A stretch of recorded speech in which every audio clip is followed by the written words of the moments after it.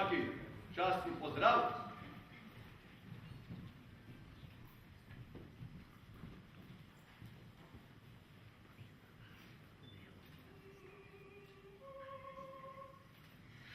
Živi vsi narodi, ki krepeni dočaka dan, da konec sonce vodi, prepiri sveta bo pregnan.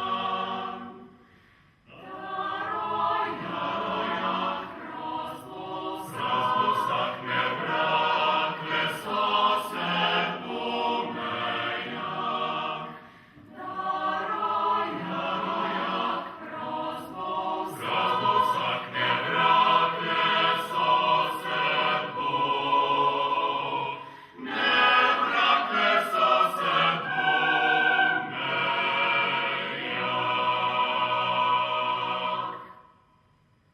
Prisrčno dobrodošli v Domu kulture Kamnik, kjer mineva eno leto, odkar smo z državno proslavo lani počastili ta velik praznik Republike Slovenije, ki pa mu dajemo premalo pomena.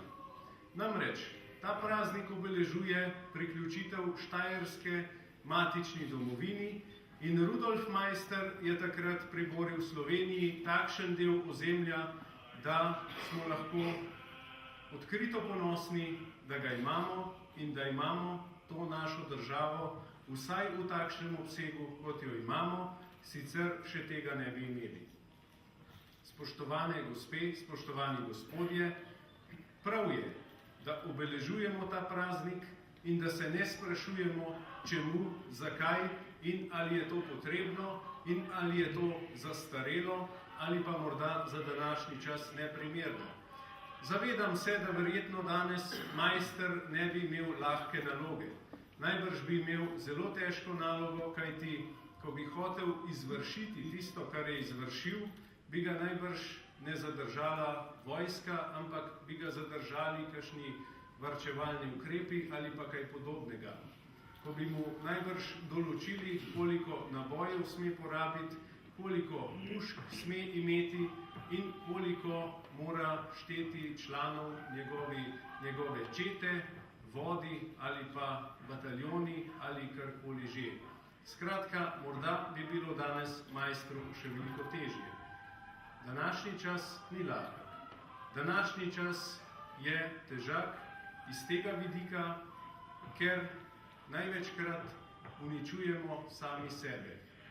Maister je imel jasnega sovražnika, imel je jasen cilj, kaj bo storil, kaj mora storiti in dokler se je zanašal nase in na svojo voljo, na svojo energijo, do takrat je uspeval. Ko pa je poslušal ukaz iz Ljubljane, ni izvršil napada na Celovec in takrat smo ga zavedno izgubili. Spoštovane gospe in gospodje, iskreno vam čestitam ob prazniku, ki prihaja, z zavedanjem, da taki prazniki so vredni svojega praznovanja in da so vredni spomina, za nas Kamničane pa še toliko bolj, saj se je tukaj rodil in preživel 6 let svojega življenja in tukaj dobil v najnežnejšem otroštvu tudi tisto voljo in energijo za to, da je postal pomemben za celotno Slovenijo.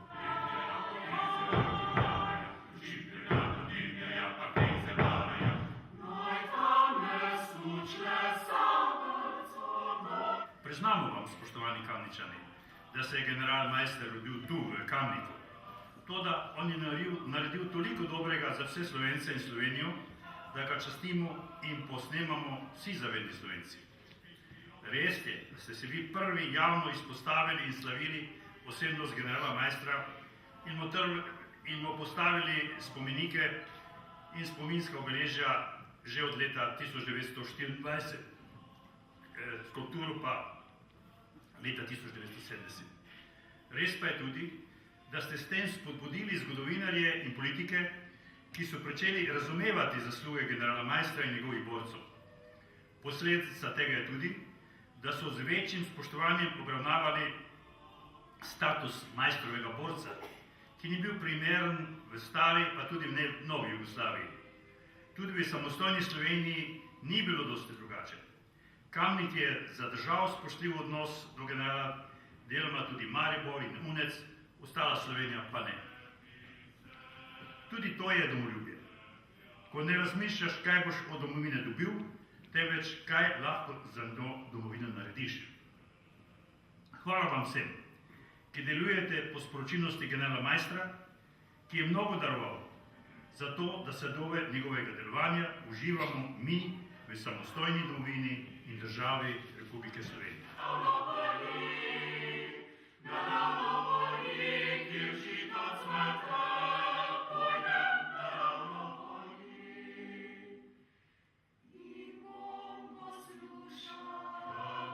V čast mi je, da vas lahko v imenu Slovenske vojske danes nagovorim tukaj, v Kamniškem domu kulture, le nekaj korakov proč od generalove rojstne hiše.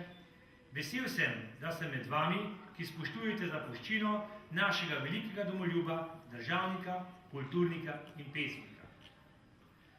Nazadnje ste svoje globoko spoštovanje do vašega rojaka in častnega meščana izkazali pred dobrim letom, ko ste v njegovi rojstni hiši odprli prvi samostojni muzej na Slovenskem, posvečen življenju in delu stratega, ki je ne glede na negotov izid odločno sledil velikemu cilju. Še posebej me veseli, da ste razstavo zaznamovali tako, da je privlačna vsem generacijam, tudi mlajšim, ki bodo tako lažje razumeli pomen generala Rudolfa Maistra za slovensko zgodovino, kar pomeni veličino njegove ljubezni do slovenske zemlje. Tudi praznik vaše občine simbolično zaznamujeta na rojstni dan vašega rojaka. Slovenci smo lahko ponosni na to, da smo v mnogih prelomnih trenutkih v naši zgodovini imeli žene in može, ki so domoljubno, modro, pogumno in odločno sledili svojim ciljem.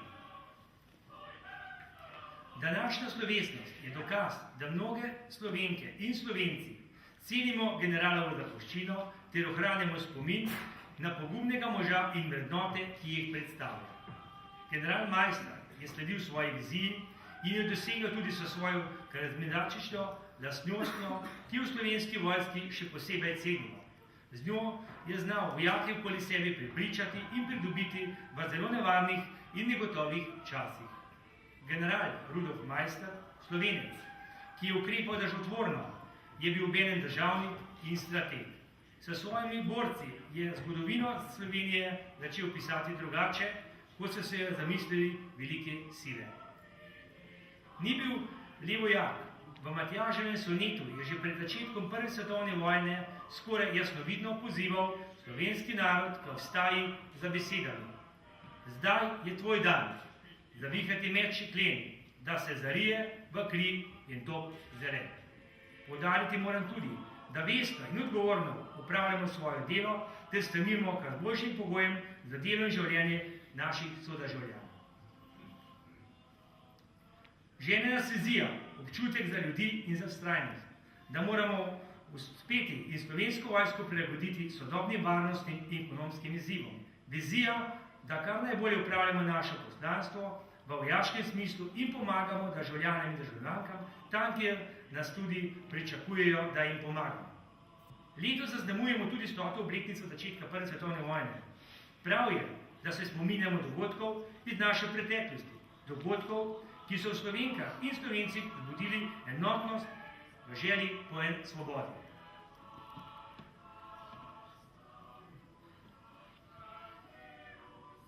Dovolite mi, da se vam ob koncu še enkrat zahvalim za vaš prispevek k ohranjanju spomina na pomembne osebnosti naše zgodovine. Spoštovani, iskrene čestitke za praznik, ki ga praznujemo 23. novembra, kot dan Rudolfa Maistra, s katerim slavimo pogum, voljo in vizijo. Hvala.